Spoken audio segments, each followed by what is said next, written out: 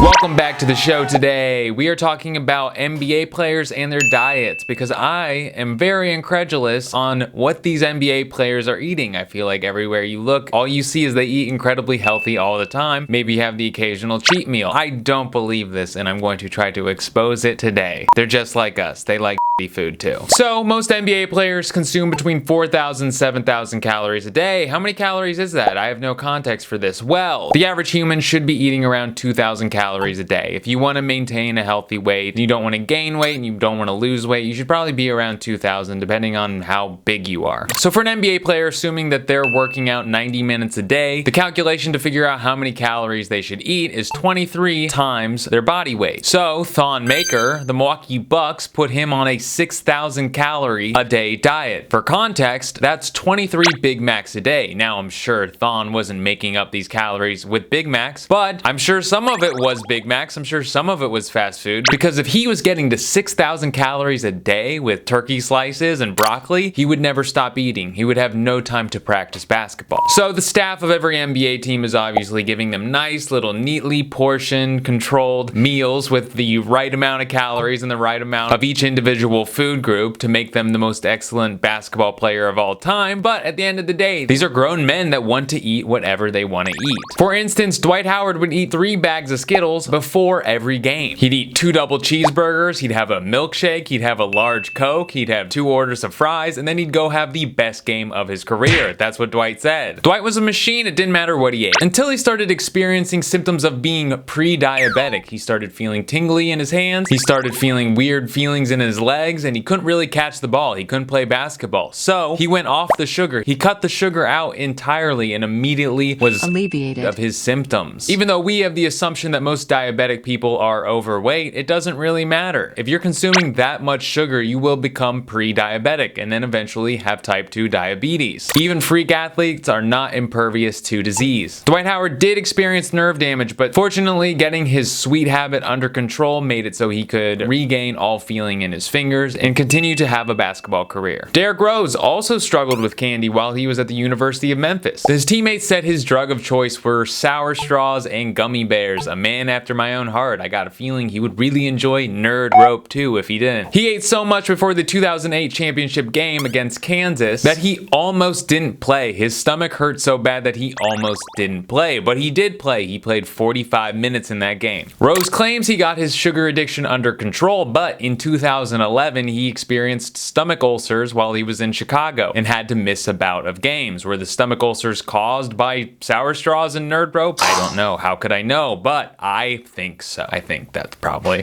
what gave him stomach ulcers. Part of me wonders if Derrick Rose's mid-20s injuries were caused by inflammation in his joints caused by sugar. I don't know. I'm speculating, but could be. Caron Butler was addicted to Mountain Dew. He drank 6 cans of Mountain Dew a day, or 2 liters a day. Kobe Bryant was the one that actually convinced him to quit, but it was 5 months until he stopped feeling the withdrawal symptoms of not having that much sugar. And at the end of those 5 months, he had lost 11 pounds. Ironically though, Kobe Bryant ate pepperoni pizza and grape soda before his 81-point game against Toronto in 2006. Kobe was not a kid anymore. He was a full-grown man playing basketball in his late 20s, and he still hadn't adjusted his diet yet. He was still eating pepperoni pizza and drinking grape soda. So in the 90s, a lot of players were not paying attention to their diet. There weren't these Men's Journal articles, there weren't Men's Fitness articles, they weren't Esquire articles about a guy's fitness routine. No one really cared. Brad Rock, a columnist, remembers watching Dave Benoit eat a hot dog at 7 a.m. He also remembers Karl Malone getting off an airplane eating a chocolate cake. Even before one game, Karl Malone offered him some of his Skittles from a family-sized bag. And when Rock declined, Karl Malone said, "All for me then." Keep in mind, Karl Malone was 4% body fat at this time. And Michael Jordan, if you research Michael Jordan's diet, you're gonna find Tim Grover talking about how he was on a 70% carb, 20% fat, 10% protein diet. If you were to talk to a nutritionist now, they would probably say that's a horrible diet. They'd probably say you're gonna have a protein deficiency and you're probably gonna have a very difficult time retaining any sort of muscle mass. So even the esteemed diet of Michael Jordan was a little bit inaccurate, and I got a feeling it's not at all true. Now, Charles Oakley played with Michael Jordan early in his career, so maybe this was before the Tim Grover days, but Charles Oakley said that Michael Jordan ate McDonald's every day for breakfast. Also, if you remember the flu game story, the story is that when he was in Utah during the finals in 1997, very late in his career, he ordered a pizza, a poisoned pizza. Maybe this was an anomaly, but I got a feeling when Michael Jordan wanted pizza, he ordered pizza, and I got a feeling he wanted pizza pretty frequently. I remember watching in 2009 during the finals with the Orlando Magic and the Los Angeles Lakers, Hedo Turkoglu was eating pizza before every game, and everyone in the media was giving him guff for it, giving him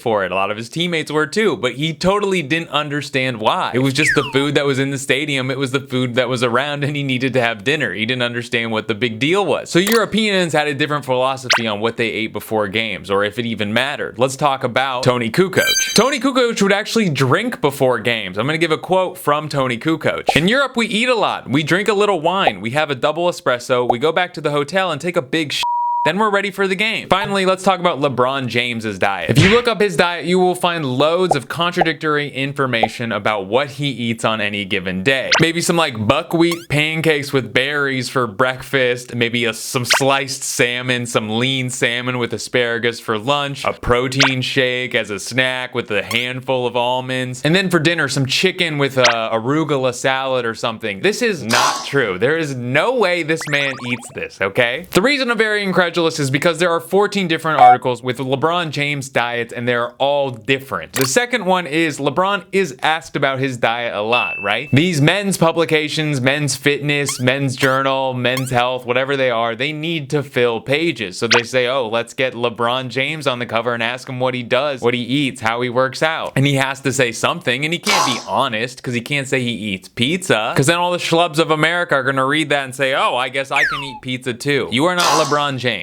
You are a different person. And they ask LeBron what he eats, and obviously he's not a nutritionist. There's an article where he's talking about the weight he lost after the 2021 season, and he says, I cut out carbs completely. All I ate were lean meats, nuts, fruits, and vegetables. Well, a lot of vegetables don't have carbs, so that counts, but fruits most decidedly have sugar, and sugar is a carb. The biggest evidence I have for LeBron James not being a healthy eater is his buddy, his teammate, Tristan Thompson, says that LeBron eats whatever the fuck he wants. He says that he once saw LeBron eat 5 pieces of French toast smothered in maple syrup with a bunch of fruit and then eat a 4-egg omelet for breakfast. He says that he eats dessert with every meal and he loves sugar. He says all this vegan diet stuff that he's put in Men's Journal or whatever is completely not true. The man eats like shit. All this being said, as you get older, your body does get weaker. Your ligaments lose elasticity, you get bone spurs, you get calcium deposits, causing you to be less agile. So you need to start doing things that could give you an edge that you didn't have before, like changing your diet. Let's take Chris Paul and Kyrie Irving. They've gone to the vegan route. They've changed their diet completely, and they're both pretty good. Chris Paul is pretty good for his age. Kyrie Irving switched to veganism when he watched a documentary, or at least watched the trailer to a documentary. I think for Kyrie Irving, all you really need is the trailer to be influenced. And Chris Paul, I was a little bit incredulous on if he was actually committed to veganism, if he actually believed in it, or if he was just invested in Beyond Meat and wanted to leverage the value of the brand by saying his resurgence in Oklahoma City was because of his vegan diet. But I don't believe this is true. I think Chris Paul is actually a vegan, and he believes in the cause for sustainability reasons, and we can't argue. Kyrie Irving is still playing really well. Chris Paul isn't having the greatest season, but he's still 38 years old and in the league. So maybe there is something to veganism. I can't prove that that is not true. So at some point in your life, you're gonna have to put more effort into diet and exercise than you did previously to get the same results. That is a natural thing that happens to the human body. It's a very sad thing, but we're all deteriorating and we need to change our habits to do the same things we used to do. Thank you for being here. I appreciate you watching this video. Be good to your mothers. Don't eat a corn dog. Eat a vegan corn dog.